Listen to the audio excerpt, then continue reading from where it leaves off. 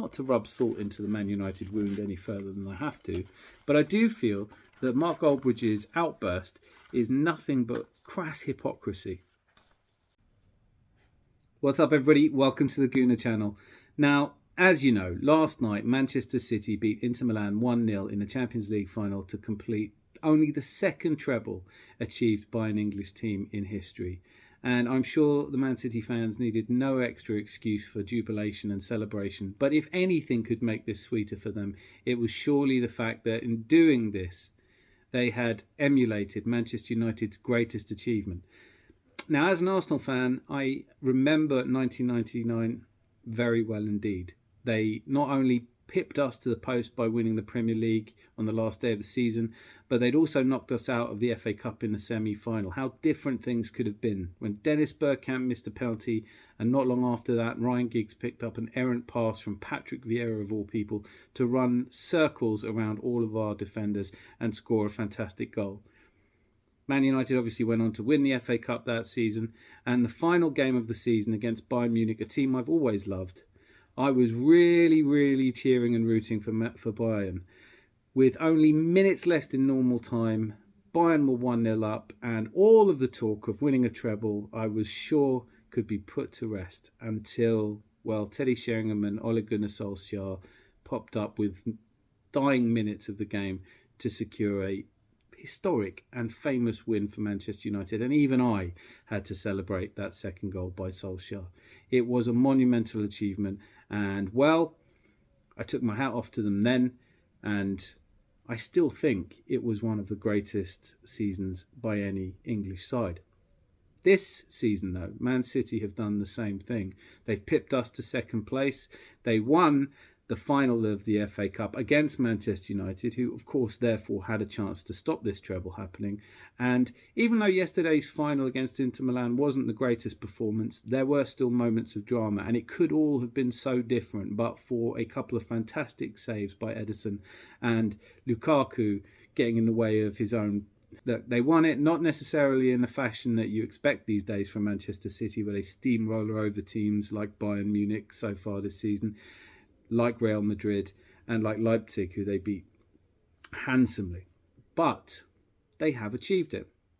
And of course, this season they beat us into second place. So again, you know, you could forgive us, I suppose, as Arsenal fans for kind of wishing they hadn't done it. But personally, I came away from watching that final last night feeling vindicated in the assertion that this must surely now be considered one of the greatest Premier League sides, if not the greatest Premier League side there has ever been. This is, after all, their third Premier League title in a row, their fifth in 6 years. They are so dominant at the moment that all the talk after the game was how they're going to carry on doing this forever and a day. In fact, when Man United won the treble in '99, they did go on and win 3 more in a row. So perhaps we can expect that this Man City team is going to be the dominant force and an unshakable winner of the Premier League going forward. Football doesn't always work out like that. Having watched all of the interviews and all of the jubilant fans and everything, I decided to have a quick look over at Mark Goldbridge, who I'm sure you're all familiar with. And I have to say, I was a little bit disappointed. Well, let's have a look. This is him at the final whistle. And he's blown the whistle. Manchester City win the treble. They win the Champions League. They complete history. And, you know, it is what it is. I expected it. It is what it is.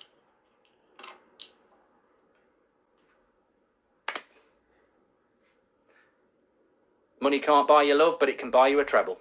And on that bombshell, I'll leave you to it. Grealish is crying. Mate, it's not that big a deal. You bought it. It's not... You've not done it with Villa. Rodrigo's crying. Yeah, you've not done it with some Spanish club. Ederson's crying. Yeah, you bought it, lads. Well done. Thanks for watching. I'm off. Now, there's being salty, there's being a bad loser, and then there's being this. This is, I think, a low point for Manchester United fans. I know they're not all feeling like this. With the whistle still echoing, to be saying that money can't buy you love, but it can win you the treble,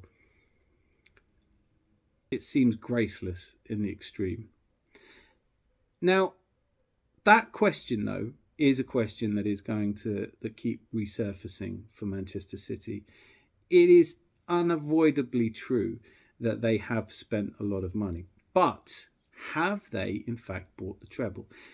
Well, let's examine that. Coming from almost any other team, you can understand the point. Teams like Arsenal, teams like Brighton, even the teams like Liverpool, who have done so amazingly well over the last few years to try and keep up with City, have not had the spending power of Manchester City. But if there's one club in England that really cannot be calling Man City a team that has bought the treble, it's surely Man United. The Manchester City team that played Inter last night, the first 11 that is, cost £628 million to put together. They, of course, broke the British transfer record in signing Jack Grealish for £117 million, which last season seemed like a ludicrous amount. But given just how he's performed this season, and albeit he didn't have a great final, it's starting to look a little less outlandish. Interesting fact to start with, though. In his time at Manchester City, Pep Guardiola has only ever once broken the British transfer record. Manchester United, on the other hand, under Alex Ferguson, did so 5 times. Roy Keane, Rio Ferdinand, Ruud van Nistelrooy, Andy Cole and Veron. The idea that Man United fans, who completely transformed football in this country by using the fact that they were the largest club in the world to buy up players wherever they needed them, should be critical of Man City for doing similar is slightly ridiculous. Let's examine now how much Man United have spent. In the FA Cup final that they played against Manchester City, it is true to say that the first 11 of Man City would have cost £595 million to put together, whilst their own team cost only £472 million to put together. The most expensive player on the pitch was Jack Grealish, as you would expect from a British transfer record. If you add up the total squads on the day, Man City's team cost £883.7 million to put together, whilst Manchester United's only £601 million. So a massive discrepancy, until you bear in mind that there were 3 players missing for Manchester United through injury: Martinez, Antony and Martial. Antony was £95 million. Martial and Martinez together £117 million. So when you add that together, the discrepancy in the two squads is around £60 million. Or, put another way, around the amount they spent on Fred. In fact, the truth is, in the last 10 years, Manchester United's spend has exceeded that of Pep Guardiola's Man City considerably.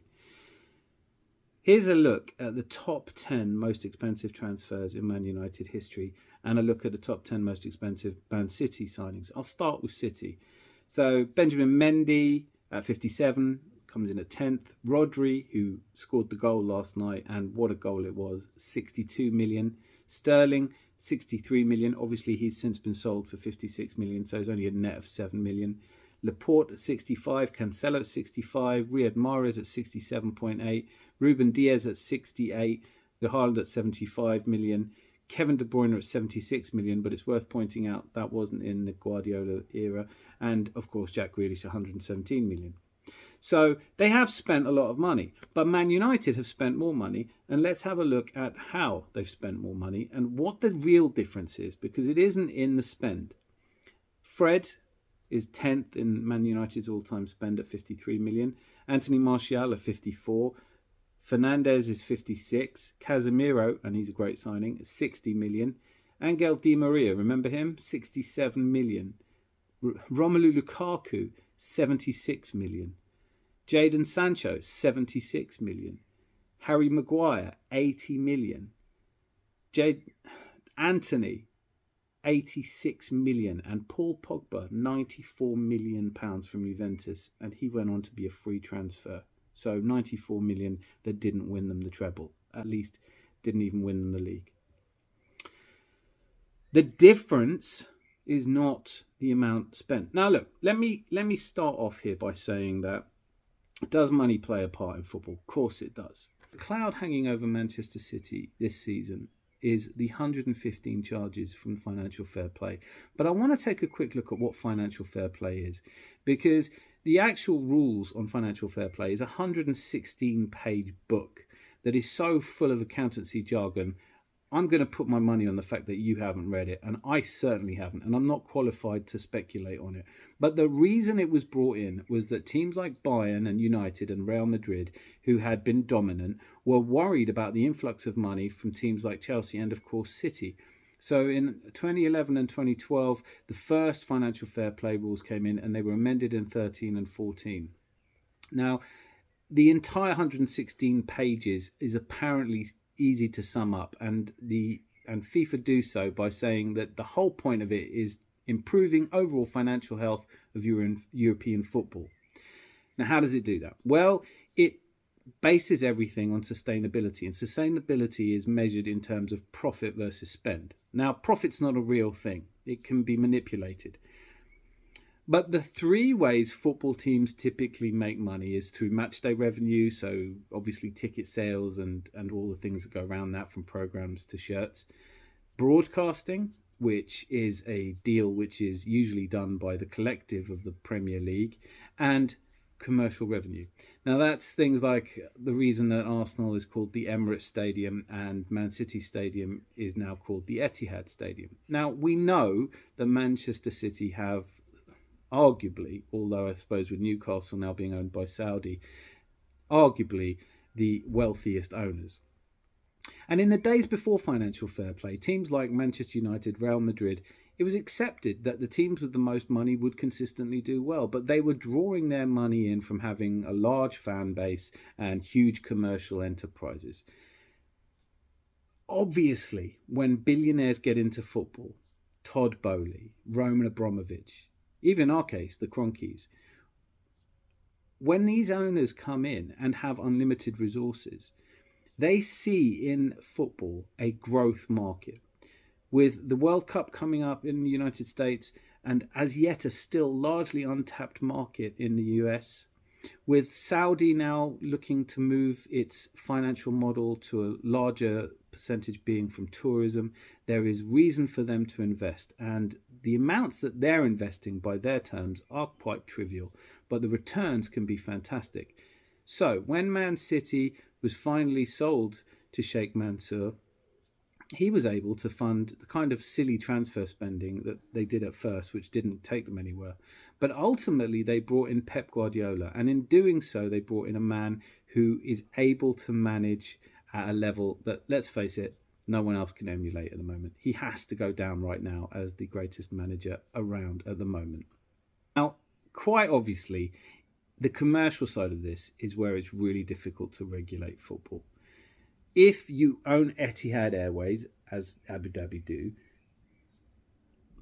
difference between Dubai and Abu Dhabi is that Dubai don't have Scooby-Doo, but Abu Dhabi do.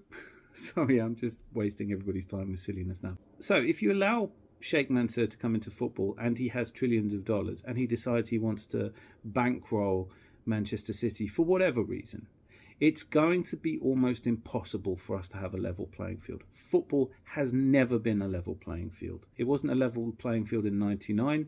It won't be a level playing field. There are ways you could make it a level playing field. You could introduce maximum salary caps. You could introduce a very strict process of no external money being allowed in. Or you look at who's allowed to own a football club. That's not going to happen. But football is about so much more than just buying players. You can spend 1.1 billion on players and only come third, Man United. You can spend even more than that and not win the European Champions League, Paris Saint-Germain. Money spent does not in of itself equal achievements on the football field. And to further illustrate that point, not to rub salt into the Man United wound any further than I have to, but I do feel that Mark Goldbridge's outburst is nothing but crass hypocrisy. I say this because they played Brighton in the FA Cup semi-final. And I think that if there is a team that can complain that money is ruining football, it should be a team like Brighton. They don't have anything like the resources to keep up with Manchester United. On the day of the Manchester United-Brighton semi-final, Brighton's entire first team squad cost £71 million to put together. £71 million. To put it into some kind of perspective for you, the entire Brighton first 11 cost exactly the same amount as Casemiro. In fact, on the day, the total first team spend of Manchester United was £462 million, and it went to penalties. And I don't remember anyone jumping around saying, well done, Man United, you've bought it. But clearly there is a huge discrepancy. You would think if a team is going to spend 6.5 times the amount on a team, that they would at least be able to win in normal time. Money spent does not equal achievement. We are at risk of denigrating Manchester City's fantastic performance in winning a treble. And look, I'm an Arsenal fan. I really wish they hadn't. I would love us to have had enough about us to compete with them for a bit longer. But when you look at the amount that Arsenal's team cost, which is under 400 million, it's about 370 million, we have half the amount of money at our disposal in the first team than theirs. Is it any wonder that they beat us? Now, I am still optimistic that with the right spending and the right transfer, that teams can come through, like Leicester, like Liverpool for that matter, and challenge. Because if you can't compete financially, then you have to be savvy. And there, I don't think is a better example of that than Brighton. That could so easily have been Brighton in the final against Man City, and arguably would have been a better game. Let's not forget Brighton did actually hold Man City to a draw in the last 2 games of the season. And, well, we've had our own experience losing to Brighton. Money is not everything. Financial fair play, I'm not qualified to say if Man City have broken the rules, but I am qualified, I think we all are, to say that these rules were only brought in to stop Man City running away with it. Because in the past, where teams like Manchester United could throw their weight around and buy whoever they wanted, they got upset that some new kids on the block could do the same. I dearly wish that Chelsea hadn't been allowed to have Roman Abramovich as an owner. I caveat that by saying he almost bought Tottenham, and I'm thrilled he didn't do that. But being a hugely wealthy owner of a football club is not enough. Todd Boehly has overseen the spend of over £600 million. The perspective here, they have spent more in the last 2 transfer windows than Man United's first team cost, and they finished 12th. Money spent does not make a great team. So when a team does win a treble, let us not fall into the trap of being salty about it and pointing the finger. Life is not fair. It is not fair if you're a Wolverhampton Wanderers fan. It is not fair if you're a Brighton fan and you haven't seen your team win anything. It is not fair if you're a Newcastle fan, although I think it might start to feel a lot more fair for them. I guess what I'm saying here is that if there's anything more irritating than a super successful club with all the money in the world buying whoever they want. And as an Arsenal fan, City bought most of our team. Arsene Wenger talked about this. He said, I lost most of my great players to Man City and Barcelona. We've been a selling team. Hopefully we've turned a corner. But I can speak to the fact that it is hugely frustrating to have a great player in your team and know that at any moment a bigger team could come along and steal them away. I understand the frustrations of that. It's part of life. It makes winning even sweeter. Man City fans know only too well what it's like when you go down the leagues. Let's allow them to celebrate. Let us not be the kind of people who talk about how you can just snap your fingers and buy a league. Because if that was true, Man United wouldn't have had a 10-year spell now without winning a league. Chelsea don't look anywhere near winning a league. And they've spent more money than anyone. Paris Saint-Germain have given up on the experiment. Neymar leaving, Messi leaving, they are not doing the big outlay. They are instead going closer to a model that Brentford or Brighton would understand, which is spend your money wisely, invest in the academy. I'm just going to say, well done to Manchester City. I pray that I know what it feels like one day to lift the European Champions League. It has eluded us so far, let alone the treble. Don't be too salty. Don't use this opportunity where you've just seen what I still think is the best football team in Premier League history and talk about how it's not fair because they bought it. Enjoy it, because it's what football's all about. Is this just billionaires changing football in a way it shouldn't be? Do we need a root to tip change of football and the regulations? Certainly the fair play is just not working, and it's unlikely to work. And if you think that there's any chance that Man City are going to be stripped of titles because of the 115 rule breaks that they have apparently accrued, I double think that one. If there's one thing that you know, it's that Man City will have a team of lawyers arguing this and tying this regulation battle up for so long that ultimately it's going to go away. And there is nothing about life that you can make fair. If you try and make everybody spend the same amount of money, then maybe that's going to work, but there'll always be a way around it. The reality is that rich clubs have an advantage that poor clubs don't have, and so poor clubs have to find ingenious ways to work around it, like Brentford and like Brighton. And hopefully, to some degree, like Arsenal, although we do have a billionaire, so it would be nice if he could just put his hand in his pocket and bankroll Arteta's idea. Anyway, like I said, I would love to hear what you think. Leave your comments below. And in the meantime, till I see you again, be lucky. Lots of love.